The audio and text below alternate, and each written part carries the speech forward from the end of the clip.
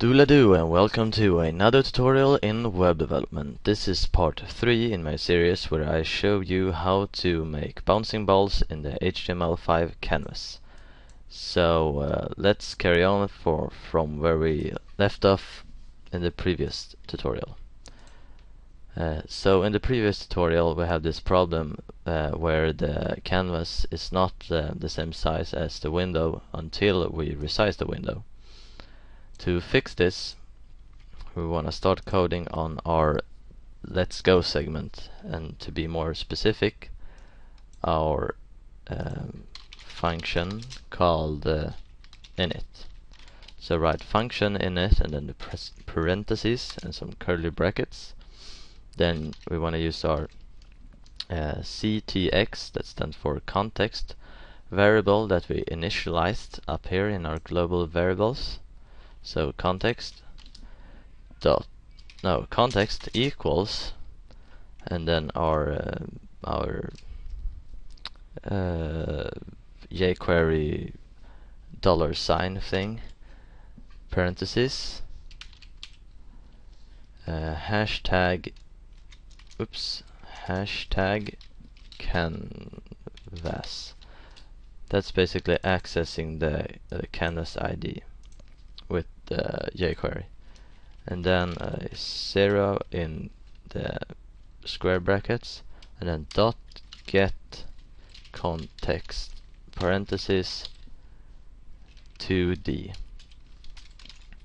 And this get context thing is used to draw stuff like circles and lines and such, and you can read more about this in on the w3schools.com website in the article GetContext 2D.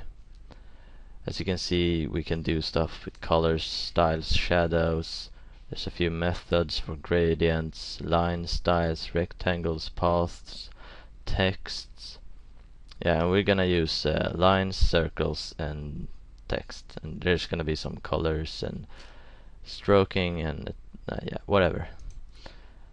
Let's carry on. Canvas.height equals $sign window, so we're accessing the window, and then dot height, the method that's returning the height for the window, and canvas.width equals $sign window dot width. So these two lines should correct this problem. But this function is not it's never been being run as it is right now. For example, when I refresh this page, nothing happens. That's because outside of this curly bracket we want to write init init, and that's it. Yeah, to run this function. So the window will be loading, these will be set, these functions will not be run, this function will not run, these will start checking for events, this will not run, and then we get to this row, which will make sure that this run. If that makes any sense. I hope so. Let's start with the game loop now. So function game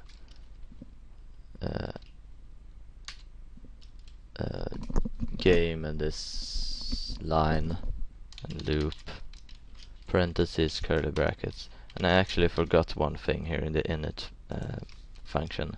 So make a new row in the init function and type return space set interval, and this set interval will loop a function in a time interval. You will see what I mean. So game loop, this function, the game loop, then comma, and then how often. You can see right here, delay, set delay for a specific function, and if we set 10, this function will run, and then 10 milliseconds later this function will run again, and then 10 milliseconds later this function will run again, and on and on and on. So this function will be run like all the time, round and round and round.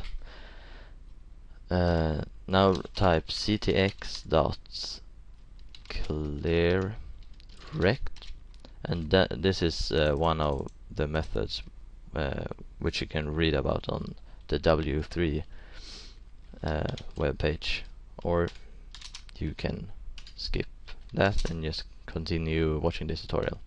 So we want to clear a rectangle each frame. How can I make this more understandable? Down here we're gonna like draw stuff, and then this function will be run again, and then we will draw stuff again, and if we never clear the screen between each frame, we'll just have a lot of colors and stuff. Yeah, I think you know what I mean. So we want to clear the whole screen, and in order to clear the whole screen we want to type 0 for the x, 0 for the y, and then canvas dot width for the second y, second x, and canvas dot height for the second y. I'm just gonna take a sip of water because I'm feeling like I'm kind of, yeah. Okay, so let me explain this. Maybe it's better if I open Paint. This is our rectangle that we wanna clear. This right here is, this right here is the distance, our first distance, which we put to 0. This distance here is our no, wait, this is this, this is this thing here is this distance, and this thing here is this distance. Okay, that's a really crappy explanation. Let's just move on.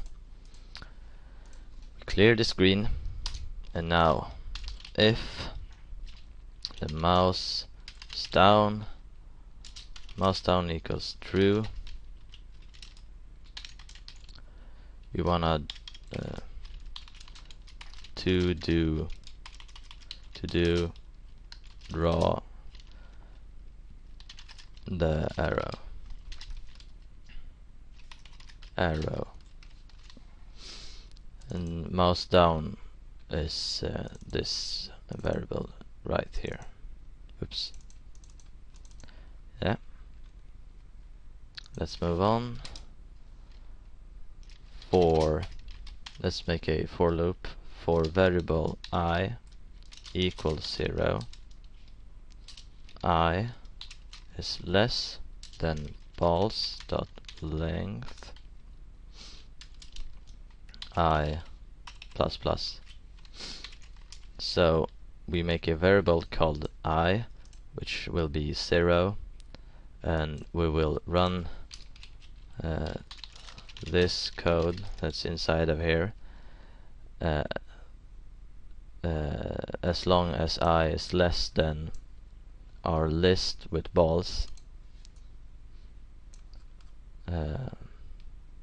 as long as I is less than the amount of balls in that list, and after each cycle we will add 1 to I, And the reason we want to cycle through all of our balls is because we want to draw all our balls. So we're first gonna draw the first ball in the list, and the second ball in the list, and then the third ball in the list, and so on. And we don't really have any code to draw or to draw an arrow yet, so just keep these as to do stuff. Draw ball. Now one last thing, we wanna make this little ball counter in the bottom left corner. To do this, write ctx for context, then fill style equals, and then hashtag.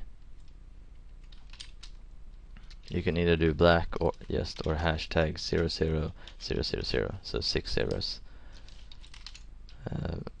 And then ctx dot font, set a font 15 pixels Arial, and then the context dot fill text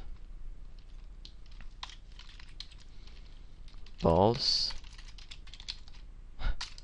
colon space, and then outside of the quotation marks put a plus space balls, which is referring to the ball list dot length. So this will basically return the length of the ball list, which is the amount of balls, then comma, and now the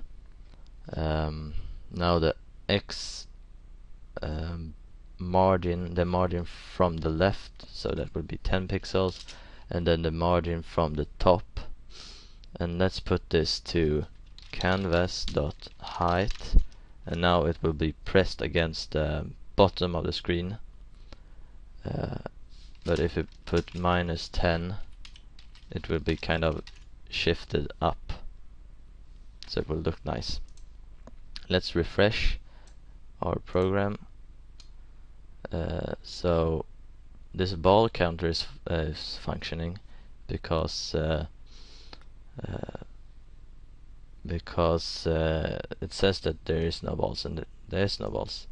But there seems to be some kind of problem with the width when we initialize. So let's see right here, canvas.width, window.width. Interesting. See if I've made a spelling mistake or something. Yeah, see right here, with like that. Yeah, now it's all working. So that's it for this tutorial, and I have saved the best for last, which is the graphics code and the object, or I guess I like the graphics code better. So stay tuned, it's only getting better, and congratulations, because we're more than halfway done. See you in the next tutorial. Bye. Have a good day.